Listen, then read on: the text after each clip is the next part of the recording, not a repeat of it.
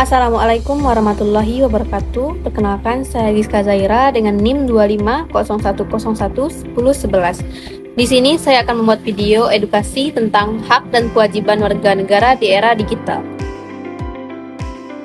Saat ini, hampir semua aktivitas kita terjadi di ruang digital. Kita belajar, berdiskusi, bahkan menyampaikan kritik melalui media sosial. Namun, muncul pertanyaan penting. Apakah kita sudah memahami hak kita sebagai warga negara di era digital? Dan apakah kita sudah menjalankan kewajiban kita secara seimbang? Di tengah maraknya hoaks, ujaran kebencian, dan pelanggaran privasi, kebebasan digital seringkali dipahami tanpa tanggung jawab. Maka rumusan masalahnya adalah bagaimana keseimbangan antara hak dan kewajiban warga negara di era digital menurut konstitusi dan teori ilmiah. Secara konstitusional, hak digital kita dijamin oleh Undang-Undang Dasar 1945. Yang pertama, Pasal 28F Undang-Undang Dasar 1945 menyatakan bahwa setiap orang berhak berkomunikasi dan memperoleh informasi. Artinya, akses internet dan kebebasan mencari informasi adalah bagian dari hak warga negara. Pasal 28E ayat 3 menjamin kebebasan berpendapat, namun kebebasan itu memiliki batas. Pasal 28J ayat 1 menegaskan bahwa setiap orang wajib menghormati hak asasi orang lain.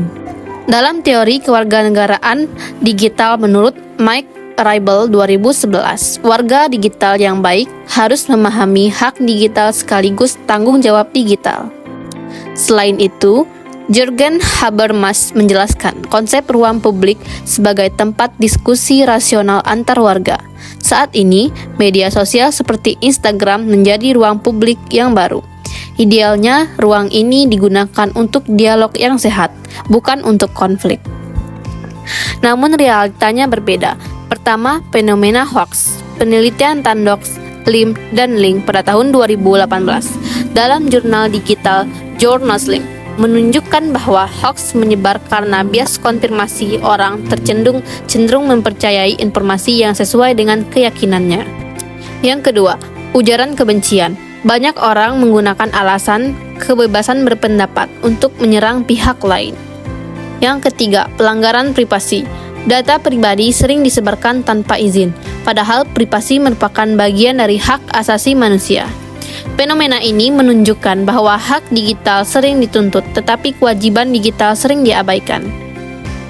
Solusinya yaitu, yang pertama, kita bisa meningkatkan literasi digital. Menurut UNESCO pada tahun 2018, literasi media membantu masyarakat berpikir kritis dan memverifikasi informasi. Yang kedua, pendidikan etika digital sejak dini, agar generasi muda tidak hanya cerdas teknologi, tetapi juga bijak dalam menggunakannya. Yang ketiga, membangun kesadaran pribadi. Sebelum membagikan sesuatu, kita harus bertanya, apakah ini benar, apakah ini bermanfaat, atau apakah ini melanggar hak orang lain?